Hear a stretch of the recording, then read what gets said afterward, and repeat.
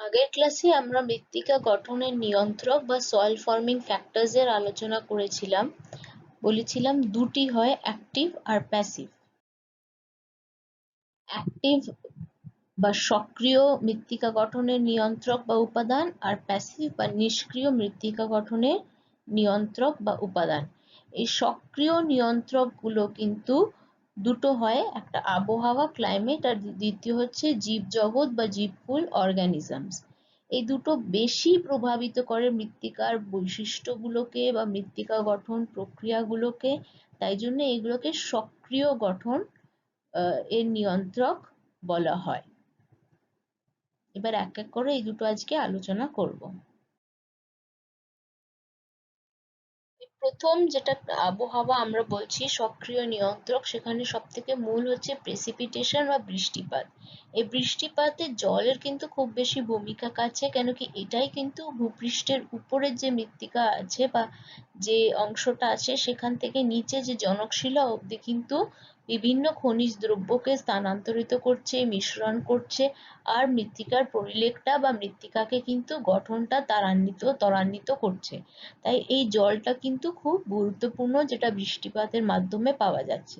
দ্বিতীয়ত, এই বৃষ্টিপাতের ফলে কিন্তু রাসায়নিক আবহবিকারও কিন্তু ঘটিত হচ্ছে, আর আর্দ্রতাও কিন্তু নিয়ন্ত্রণ হচ্ছে এই বৃষ্টিপাতের মাধ্যমে। এবার তিনটে জিনিস আমরা দেখি, একটা যদি খুব বেশি বৃষ্টিপাত হয়, একটা মাঝারি থেকে অল্প, আর একটা যদি একটা শুষ্ক ঋতু হয়। এই পরিপ্রেক্ষিতে কোনটাতে কিরকম কিন্তু মৃত্তিকার উপরে প্রভাব পড়বে গঠনের উপরে। তার আগে কিন্তু দু তিনটে শব্দ একটু টার্মগুলো জানার দরকার আছে। একটা হচ্ছে এলুভিয়েশন, ELUVIATION, এলুভিয়েশন ই দিয়ে। আর একটা হচ্ছে ইলুভিয়েশন, ILLUVIATION, ইলুভিয়েশন আই দিয়ে। এই এলুভিয়েশন হচ্ছে কি, মৃত্তিকার উপরের স্তরে যে খনিজ দ্রব্যগুলো আছে সেগুলো যদি উপরের স্তর থেকে স্থানান্তরিত হয়ে যায় তাহলে বা বেরিয়ে যায়, সেটা হচ্ছে এলুভিয়েশন।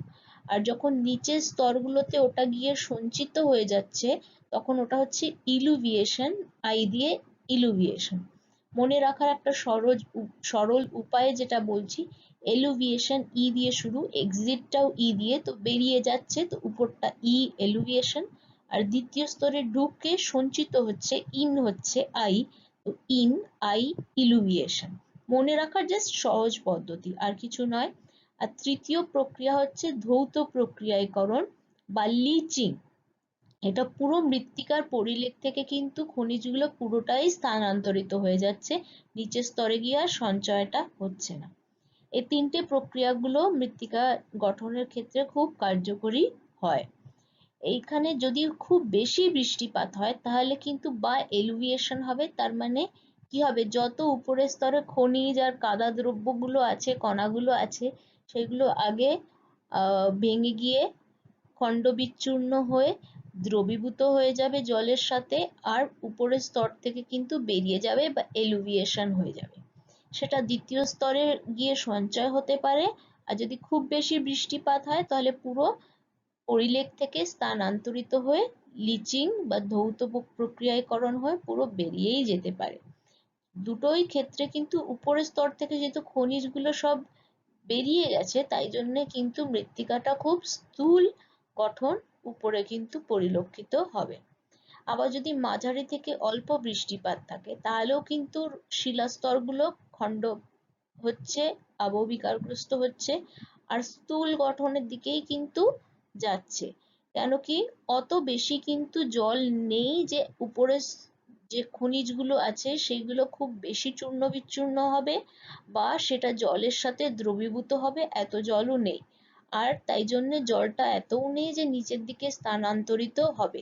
তাই উপরের স্তরে কিন্তু ওই আংশিক খণ্ড হয়ে শিলাস্তরগুলো রয়ে যায়, হয়তো অল্প কিন্তু মাঝারি বৃষ্টিপাত হলে দ্বিতীয় স্তরের দিকে যেতে পারে। দুটোই ক্ষেত্রে কিন্তু স্থূল মৃত্তিকা গঠনের দিকেই যাবে।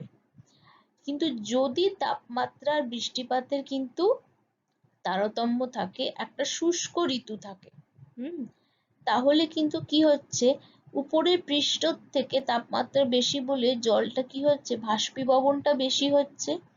আর শুষ্ক ঋতু আছে, শুষ্ক ঋতু যা জল ছিল মৃত্তিকার কণার ফাঁকের মাঝখানে আর্দ্রতা ছিল সেটা বাষ্পীভবন হয়ে গিয়ে আর শুষ্ক হয়ে গেছে মৃত্তিকাটা। এবার কি হবে, নিচের থেকে উপরের দিকে কিন্তু জলটা কৈশিক প্রক্রিয়া, ক্যাপিলারি অ্যাকশন ইংলিশটা, কৈশিক প্রক্রিয়ার মাধ্যমে উপরে আসবে। যখন এটা উপরে আসবে কৈশিক প্রক্রিয়ার মাধ্যমে জলটা স্থানান্তরিত হবে, তখন কিন্তু আবার যা লবণগুলো নিচের স্তরগুলোতে আছে সেইগুলো আবার ওই জলের সাথে দ্রবীভূত হয়ে লবণগুলো উপরের দিকে ট্রান্সলোকেট হবে বা স্থানান্তরিত হয়ে উপরের স্তরগুলোতে সঞ্চয় হয়ে যাবে। তো মৃত্তিকা কি তৈরি হবে, এটা স্যালাইন বা লবণাক্ত মৃত্তিকা সৃষ্টি হবে। যত বেশি শুষ্কতা তত এই লবণগুলো কিন্তু উপরের দিকে আরো বেশি আসবে, তত মৃত্তিকার উপরের পরিলেখটা বেশি লবণাক্ত থাকবে। আবার বৃষ্টিপাত কত আছে সেটার উপরে কত ওখানে উদ্ভিদ আর প্রাণীজীব আছে সেটাও নির্ভর করবে, আর সেটাও কিন্তু মৃত্তিকা গঠন প্রক্রিয়াকে প্রভাবিত করবে। তো বৃষ্টিপাত সরাসরি কিন্তু প্রভাব ফেলছে যে কত তোমার রাসায়নিক আবহবিকার হচ্ছে, কত খনিজ দ্রব্য ভাঙচুর হচ্ছে, কত দ্রবীভূত হচ্ছে, ওটা এলুভিয়েশন হচ্ছে না ধৌত প্রক্রিয়াকরণ হচ্ছে নাকি ক্যাপিলারি অ্যাকশন বা কৈশিক প্রক্রিয়া ঘটছে। আবার কিন্তু ওটা জীবকুলকে প্রভাবিত করেও কিন্তু মৃত্তিকা গঠনকে প্রভাবিত করছে, প্রত্যক্ষভাবে নাও করলে, ডিরেক্টলি নাও করলে ইনডিরেক্টলি করছে। আর্দ্রতাও কিন্তু আরেকটা নিয়ন্ত্রক। এটা কত গ্রাউন্ড ওয়াটার বা ভৌম জলটা কত বাষ্পীভূত হচ্ছে সেটা কিন্তু আর্দ্রতার উপরে নির্ভর করবে। আর যত আর্দ্রতা তত বেশি কিন্তু আবহবিকারগ্রস্ত হবে। আর আর্দ্রতা কম হলে কি হবে, শুষ্কতা বেশি হবে, তাই জন্য পেডোজেনেসিস বা মৃত্তিকা গঠনটা কম হবে। আর্দ্রতাই না থাকলে, আবহবিকারই না হলে, স্থানান্তরিতই না হলে মিশ্রণই ঘটবে না বিভিন্ন স্তরের, আর মৃত্তিকার পরিলেখ গঠন বা সয়েল ফরমেশন বা পেডোজেনেসিস কিন্তু ত্বরান্বিতই হতে পারবে না। তাই একটু আর্দ্রতা না থাকলে কিন্তু মৃত্তিকা গঠন প্রক্রিয়া সক্রিয় বা কার্যকরী হয় না।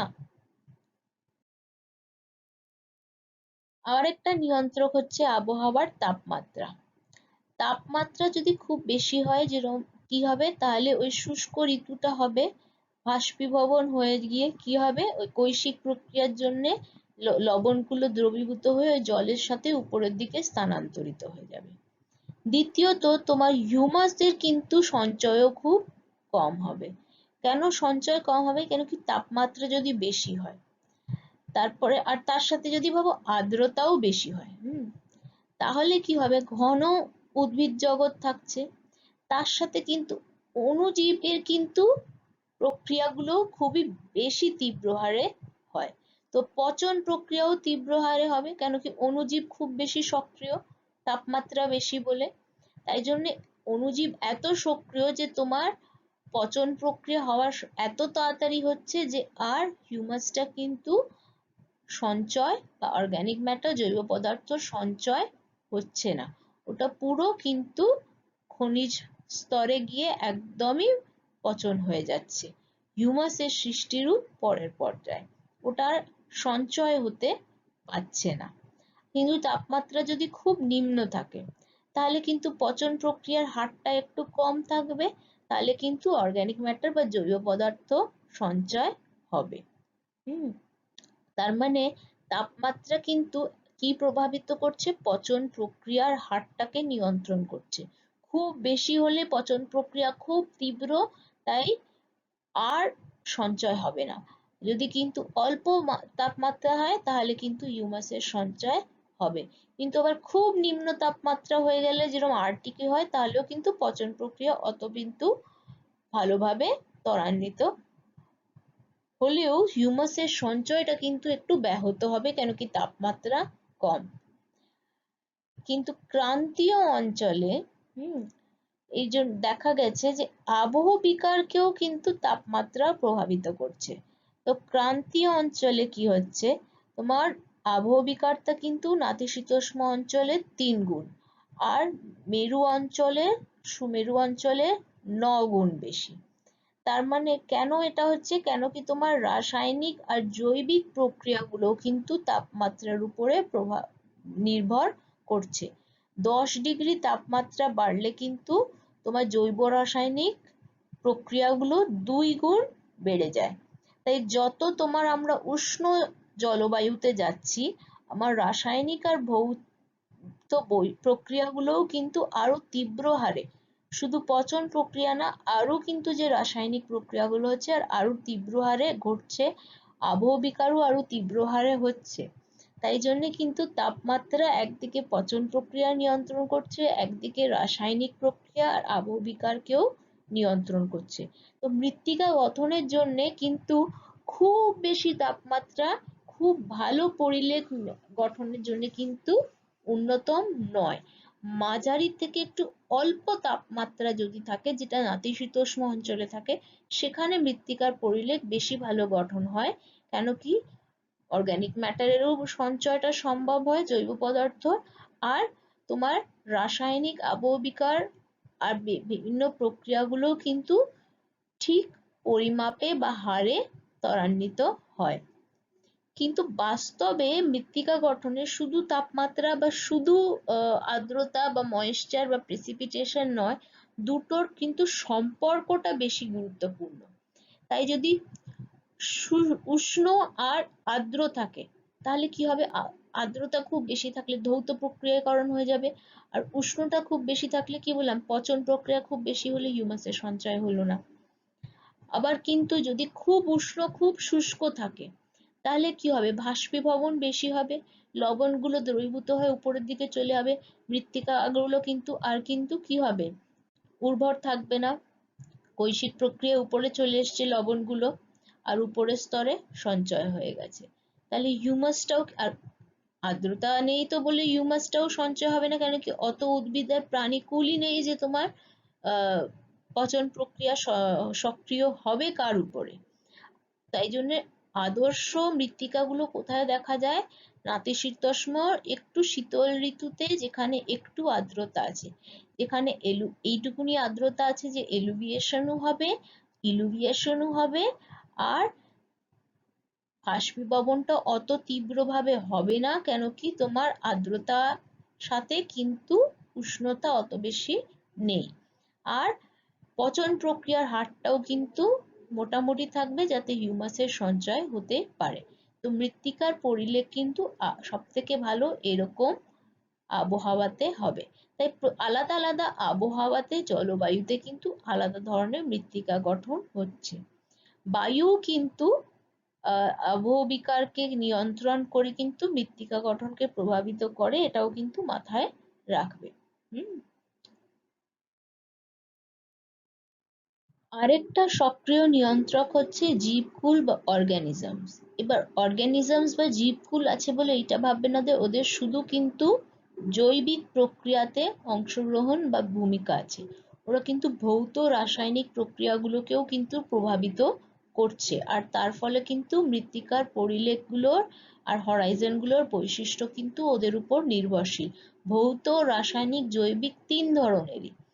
এখানে কিসে কিসে ভূমিকা হচ্ছে জীবকুলের, জীবকুলের দ্বারা অবশ্যই জৈব পদার্থর পরিমাপটা নির্ভর করবে, পরিলেখের গঠনটা ওটার উপর নির্ভর করবে, দ্বিতীয়ত মৃত্তিকার কত তোমার স্ট্রাকচারের গঠনের স্টেবিলিটি আছে সেইটাও নিয়ন্ত্রণ হচ্ছে, আর পুষ্টি মৌলগুলোর কত পরিমাণ আছে আর কত তোমার জীব রাসায়নিক চক্রগুলো ত্বরান্বিত হচ্ছে, সেটাও কিন্তু এই জীবকুল দিয়েই নির্ধারণ বা নিয়ন্ত্রণ হচ্ছে। এখানে কিন্তু জীবকুলের 4টে অংশ, একটা হচ্ছে ফাইটোস্ফিয়ার বা প্রাণী জগৎ, দ্বিতীয় ফাইটোস্ফিয়ার বা উদ্ভিদ জগৎ, জুওস্ফিয়ার বা প্রাণী জগৎ, তৃতীয় মাইক্রো অর্গানিজম বা অণুজীব, চতুর্থ মানুষ বা হিউম্যান বিংস। 4টেরই কিন্তু ভৌত প্রভাব, রাসায়নিক প্রক্রিয়ার উপর প্রভাব আর জৈবিক প্রভাব আছে। আগে ফাইটোস্ফিয়ার বা উদ্ভিদ জগৎ নিয়ে যদি আলোচনা করি, প্রথমত ওরা কিন্তু কার্বন ডাই অক্সাইড নিষ্কৃত করে আর অ্যাসিডগুলো সৃষ্টি করে, এইগুলো কিন্তু সরাসরি রাসায়নিক আবহবিকারকে প্রভাবিত করে। তার সাথে সাথে অ্যাসিডের পরিমাণ কিন্তু কত রাসায়নিক প্রক্রিয়াগুলো হচ্ছে, কি খনিজগুলো রাসায়নিক প্রক্রিয়া করে নতুন খনিজ সৃষ্টি করছে, তাদের বৈশিষ্ট্যের উপরে কিন্তু মৃত্তিকার বৈশিষ্ট্যও নির্ভর করবে। দ্বিতীয়ত, উদ্ভিদগুলোর যে শিকড় আছে সেইগুলো মৃত্তিকাতে কত দূর অব্দি পেনিট্রেট করছে, যাচ্ছে, কত ছড়ান আছে, সেটার উপর নির্ভর করবে মৃত্তিকাতে কিন্তু কত ফিজিক্যাল ওয়েদারিং বা ভৌত আবহবিকার কিন্তু হচ্ছে। দ্বিতীয়ত, সেটার উপরে আবার গঠন, স্ট্রাকচার, গ্রথন বলছি না, কিন্তু গঠনটাও কিন্তু নির্ভর করবে। আর এই গঠনের উপর নির্ভর করবে মৃত্তিকার কণার মাঝখানে ফাঁকগুলো কত আছে, ওই ফাঁকটা আবার বাতান বয় বা এরেশনকে নিয়ন্ত্রণ করবে। তো দেখছো মৃত্তিকার বিভিন্ন পরিলেখের বৈশিষ্ট্যগুলো কিন্তু নিয়ন্ত্রণ হচ্ছে। আবার কত উদ্ভিদ আছে সেটা কিন্তু, কত আর্দ্রতা আছে বা কত বাষ্পীভবন হচ্ছে সেটাকেও নিয়ন্ত্রণ করবে। আবার বেশি উদ্ভিদ বা যদি ঘাস থাকে, তৃণ থাকে, তাহলেও কিন্তু কি হবে, বাতাস কিন্তু প্রভাবটা কম ফেলতে পারবে, তো মৃত্তিকা ক্ষয়ও কিন্তু কম হবে। আর যদি ঘাস বা তৃণ বেশি থাকে তাহলে কিন্তু রান অফটাও কিন্তু, পৃষ্ঠপ্রবাহটাও নিয়ন্ত্রণ হয়ে মৃত্তিকা ক্ষয়টা কমবে। আর পার্কুলেশন বা নিচের দিকে জলটা কিন্তু বেশি ভিতরে ঢুকবে, প্রবেশ্যতা বেশি থাকবে। আর তার ফলে কি হবে, সচ্ছিদ্রতা, প্রবেশ্যতা একটু বাড়ার সম্ভাবনা থাকবে পার্কুলেশনের জন্যে। আর সেটাতে মৃত্তিকার পরিলেখটা আরো ভালোভাবে গঠন হওয়ার সম্ভাবনা থাকবে। আবার মৃত অংশ যেটা উদ্ভিদের আছে, যেরকম পাতা, এইগুলো, সেইগুলোও কিন্তু কি পচন হয়ে গেলে জৈব পদার্থের পরিমাণটা বৃদ্ধি করবে। তো বিভিন্ন ভাবে কিন্তু ভৌত, রাসায়নিক আর জৈবিক ভাবে কিন্তু উদ্ভিদ জগৎ প্রভাব করছে মৃত্তিকা গঠন প্রক্রিয়াকে। আবার জুস্ফিয়ার বা প্রাণী জগৎ, কিছু প্রাণী আছে যেগুলো তোমার মৃত্তিকাতেই কিন্তু বসবাস করে, যারা কিন্তু মৃতজীবী। সেটার জন্য ওরা পচন প্রক্রিয়া ত্বরান্বিত করে সরাসরি হিউমিফিকেশন বা হিউমাস সৃষ্টি প্রক্রিয়াতে কিন্তু কার্যকরী হয়, হিউমাস সৃষ্টি করে। আবার কিছু আছে যেগুলো মাটির গর্ত মধ্যেই থাকে। এই প্রাণীগুলো কি করে, গর্তগুলো সৃষ্টি করে কি থাকে, এই গর্তগুলোর জন্য টপ সয়েল আর সাবসয়েলকে মেশাতে থাকে, তাই উর্বরতা বৃদ্ধি করে। আবার এই ছোট প্রাণীগুলোই যখন মৃত্তিকাতে নিজের গর্ত খুঁড়ে ওখানে বাস করে, যেরকম তোমার কেঁচোগুলো, হ্যাঁ, তখন কি হয়, ওরা মৃত্তিকার কণার ফাঁকগুলোকে কিন্তু প্রভাবিত করছে, তাই কিন্তু বাতান বয় আর পার্কুলেশন মানে মৃত্তিকার জল কত নিচের দিকে গড়িয়ে যাচ্ছে সেটাকেও কিন্তু প্রভাবিত করছে। আর যে বড় প্রাণী জীব আছে তুলনামূলক, যেগুলো মৃত্তিকাতে বাস করছে, যেরকম তোমার হচ্ছে কি, যেগুলো হচ্ছে তোমার, যেরকম খরগোশ আছে, ইঁদুর আছে, এইগুলো কি হচ্ছে, এই তুলনামূলক ওয়ার্মস গুলোর বা কেঁচোর তুলনায় একটু বড়, তো এদের গর্তগুলো কিন্তু মৃত্তিকার যে গঠন আছে সেটা কত স্টেবল সেটা কিন্তু প্রভাবিত করছে। তো আবার প্রাণীকুলেরও যে দেহ অবশেষগুলো আছে সেইগুলো কিন্তু তোমার আবার জৈব পদার্থ সঞ্চয়ের জন্য কিন্তু একটা গুরুত্বপূর্ণ ভূমিকা পালন করছে। তো এখানেও কিন্তু ওরা রাসায়নিক, ভৌত আর জৈবিক প্রত্যেকটা কিন্তু অংশগ্রহণ করছে প্রক্রিয়াগুলোতে। অণুজীব কিন্তু সব থেকে বেশি গুরুত্বপূর্ণ, কেন কি অণুজীবের মাধ্যমে কি হচ্ছে, পচন কার্য হচ্ছেই অণুজীবের কারণে। এই অণুজীবই পচন কার্যটা ত্বরান্বিত করে হিউমাসের সৃষ্টি করছে। তো জৈব পদার্থ উর্বরতা কিন্তু এই অণুজীবের উপরেই কিন্তু নির্ভরশীল। আবার জৈব রাসায়নিক প্রক্রিয়াগুলো আর চক্রগুলোও কিন্তু এই অণুজীব দ্বারাই ত্বরান্বিত হচ্ছে। তোমরা নাইট্রোজেন সাইকেল পড়েছো আগে 11-12-এ, সেখানে কি হয়, নাইট্রোজেন ফিক্সেশন হয়, সেটা নাইট্রোজেন স্থিতিকরণটা কিসে দিয়ে হয়, রাইজোবিয়াম ব্যাকটেরিয়া দিয়ে হয়। তাহলে ওইটা কি হচ্ছে, তোমার অণুজীবের মাধ্যমেই হচ্ছে। তারপরে নাইট্রিফিকেশন, ডিনাইট্রিফিকেশন সবই কিন্তু অণুজীব দিয়ে ত্বরান্বিত হচ্ছে। তো কিন্তু নাইট্রোজেন সাইকেলটা পুরোপুরি নিয়ন্ত্রণ হচ্ছে প্রায় পুরোপুরি কিন্তু এই অণুজীবের মাধ্যমে। আবার বিভিন্ন খনিজ দ্রব্যগুলো, সালফিউরিফিকেশন, এইগুলো কিন্তু অণুজীবের দ্বারাই কিন্তু নিয়ন্ত্রণ হচ্ছে, বা অ্যাটলিস্ট প্রভাবিত হচ্ছে, সম্পূর্ণ নিয়ন্ত্রণ নাও হলে। হিউম্যান বিং বা মানুষের প্রভাবটা কি, ওরা যখন কর্ষণ করছে তখন কিন্তু টপ সয়েলকে সরাসরি প্রভাবিত করছে, ওখানকার বাতানবয়কে, ওখানকার গঠনকে। আবার যখন বৃক্ষ ছেদন করছে তখন কিন্তু মৃত্তিকা ক্ষয় ত্বরান্বিত হচ্ছে। আবার যখন ওরা সার দিচ্ছে, সেই জৈব সার হতে পারে বা রাসায়নিক সার, তখন কিন্তু কি পুষ্টি মৌল বা ওখানে কি খনিজ দ্রব্য আছে সেটাকে প্রভাবিত করছে। যখন সেচ ব্যবস্থা ব্যবহার করছে তখন কিন্তু মৃত্তিকার আর্দ্রতাকে প্রভাবিত করছে। আবার সেচ ব্যবস্থা অত্যাধিক হয়ে গেলে তখন আবার কিন্তু মৃত্তিকা লবণাক্ত হয়ে যাওয়ার একটা সম্ভাবনা থাকছে। আবার অন্যান্য কার্যাবলী যখন নির্মাণ কার্য করছে তখন কিন্তু ও মৃত্তিকার গঠনকেও কিন্তু পরিণত করছে বা রূপান্তরিত করছে। তাহলে আমরা দেখছি যে অ্যাক্টিভ সয়েল ফর্মিং ফ্যাক্টরস এর দুটো মেন অংশ, একটা ক্লাইমেট আর একটা ম্যাটার, দুটো ক্লাইমেট আর অর্গানিক ম্যাটার। এবার তিনটে আবহাওয়া নিলাম, খুব আর্দ্র, শুষ্ক আর নাতিশীতোষ্ণ। শীতল, অল্প বা মাঝারি আর্দ্রতা। যেটা বললাম, এখানে আবহাওয়ার প্রভাবে কি হচ্ছে, আবহাওয়ার প্রভাবে খুব বেশি পচন হচ্ছে, তাপমাত্রা বেশি বলে, বৃষ্টিপাত বেশি বলে খুব বেশি পচন, হিউমাসটা খুব একটা নেই। এখানেও কিন্তু হিউমাসটা খুব একটা নেই, কেন কি, উদ্ভিদ জগতই নেই, ক্যাকটাস জাতীয় উদ্ভিদ কিন্তু বেশি, প্রাণীগুলো খুব অল্প, কেন কি জলের অভাব আছে। এইখানে মাঝারি বৃষ্টিপাত, উদ্ভিদ জগৎ আছে, পচন প্রক্রিয়াও একটা মাঝারি স্তরে, তাই হিউমাসের সঞ্চয় হচ্ছে। আবার এখানেও কি দেখো, আমরা তিনটে জিনিস একসাথে আলোচনা করছি, উষ্ণতা, বৃষ্টিপাত, তাদের সম্পর্ক, আর অর্গানিক ম্যাটার বা পচন প্রক্রিয়ার জন্য হিউমাসের কত প্রভাব আছে।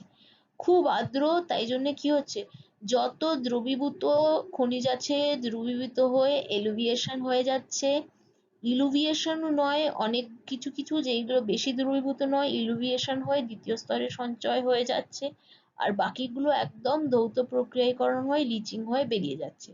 সব থেকে ভালো উদাহরণ ল্যাটেরাইট সয়েল, ক্রান্তীয় আর্দ্র অঞ্চলে। আবার শুষ্ক ঋতুতে কি হচ্ছে, তোমার নিচের থেকে জলটা উঠে আসছে, এবার যত চুন বা লবণ আছে, ক্যালসিয়াম কার্বনেট, এইগুলোর নুড়িগুলো কৈশিক প্রক্রিয়া যখন উপরের দিকে উঠছে, এই যত জল আছে, শুষ্কতা আছে, উপরের দিকে উঠছে, উপরের দিকে উঠে এইগুলো যদি পৃষ্ঠে সঞ্চয় হতে পারে, যদি খুব শুষ্ক হয়, তাহলে দ্বিতীয় স্তরে এই ক্যালসিয়াম বা এই তোমার লবণগুলো কি সঞ্চয় হয়ে যাচ্ছে। এটা খুব শুষ্ক না, এটা নাতিশুষ্ক মানে সেমি অ্যারিড অঞ্চলে আছে, পেডোকল গুলো তৈরি হয়। খুব শুষ্ক হলে উপরেই ক্যাকটাসটাও থাকবে না, উপরেই কিন্তু লবণের আস্তরণ তৈরি হয়ে যাবে। আবার এইটা হচ্ছে কি, যেটা নাতিশীতোষ্ণ অঞ্চলে কি হচ্ছে, এখানে নাতিশীতোষ্ণ অঞ্চলে কি হচ্ছে, তোমার মাঝারি বৃষ্টিপাত, হিউমাসটা যেই বললাম হচ্ছে, তোমার এলুভিয়েশন হয়, যেগুলো দ্রবীভূত হতে পারে, হিউমাসের জন্য হিউমিক অ্যাসিডের সৃষ্টি হচ্ছে, এই হিউমিক অ্যাসিড গুলো সৃষ্টি করে যেগুলো দ্রবীভূত হচ্ছে জল বা অ্যাসিডের সাথে, সেইগুলো কি এলুভিয়েশন হয়ে যাচ্ছে। আবার দ্বিতীয় স্তরে কি হয়েছে, যেগুলো সঞ্চয় হয়ে যাচ্ছে, ইলুভিয়েশন হয়, লোহা আর অ্যালুমিনিয়াম। কেন কি ভেবে ধরে রাখছি যে এটা এরকম জনক শিলা যেখানে লোহা আর অ্যালুমিনিয়াম আছে। এই প্যাডালফার কি জিনিস, পেডোকল কি জিনিস, আমরা পরের ক্লাসে কিন্তু আলোচনা করব লেকচারে। আপাতত জাস্ট এইটুকুনি জানো যে জনক শিলাতে অ্যালুমিনিয়াম আর লোহার পরিমাপটা বেশি, তো তাই জন্য এইগুলো কি হচ্ছে, বিস্তরে এসে খনিজ সঞ্চয় হয়ে যাচ্ছে, আর তারপরে কি তোমার জনকশিলা থাকছে। তিনটে আলাদা আলাদা স্তর, হিউমাসের স্তর, এলুভিয়েশনের স্তর, যেগুলো দ্রবীভূত হতে পারছে না, রয়ে যাচ্ছে অ্যাসিডের সাথে, যেগুলো অ্যাসিডের সাথে বিক্রিয়া ঘটতে পারছে, যেরকম লোহা, অ্যালুমিনিয়াম, সেইগুলো কি নিচের দিকে এসে ইলুভিয়েশন হয়ে সঞ্চয় হয়ে যাচ্ছে। তো তিনটি আলাদা আবহাওয়াতে তাপমাত্রা, বৃষ্টিপাতের প্রভাবে আর জীবকুলের প্রভাবে কিন্তু এখানে বেশি মাইক্রো অর্গানিজম বা অণুজীবের প্রভাব, শিকড়গুলোর জন্য বাতানবয় বেশি, এখানে শিকড়গুলোও কিন্তু অত প্রভাব ফেলছে না, তোমার প্রাণীকুলও অত বেশি নেই যে প্রভাব ফেলবে, কিন্তু বাতানবয় একটু বেশি, বালির পরিমাণ বেশি, কেন কি এখানে অনেক কিন্তু তোমার ও প্রাণীকুলগুলো কিন্তু মাটির ভিতরে বাস করে। আর এখানে কিন্তু উদ্ভিদ জগৎ শিকড় হলেও বাতানবয়টা বেশি খুব হচ্ছে না, কেন কি আর্দ্রতা এত বেশি যে লিচিং বা ধৌত প্রক্রিয়াকরণ বেশি হচ্ছে। তাই প্রত্যেকটা আবহাওয়াতে কিন্তু আলাদা ক্লাইমেট আর অর্গানিজমের সক্রিয় নিয়ন্ত্রকের প্রভাবের জন্য আলাদা ধরনের মৃত্তিকা সৃষ্টি হচ্ছে। তো এই সক্রিয় নিয়ন্ত্রকগুলো তোমরা ভালো করে ডিটেলসে বইটা যেটা স্টাডি মেটেরিয়াল দিয়েছি সেটার সাথে এই লেকচারটা মিশিয়ে আরো ডিটেলসে কেমিক্যাল রিয়াকশন গুলো যেগুলো দেওয়া আছে সেইগুলো একটু উল্লেখ করতে হবে পরীক্ষার সময়, সেইগুলোর সাথে ভালো করে পড়বে, যেই পয়েন্টগুলো বলেছি ওইগুলো। আর নিষ্ক্রিয় নিয়ন্ত্রকগুলো আমি নেক্সট স্লাইডে সেন্ড করব, হ্যাঁ, লেকচারে। এইগুলো আগে ভালো করে করে নাও, কোনো অসুবিধে হলে আমরা ওই চ্যাট ডিসকাশন মোডে আমাকে জিজ্ঞেস করে নেবে বা ফোন করে, ঠিক আছে? Thank you.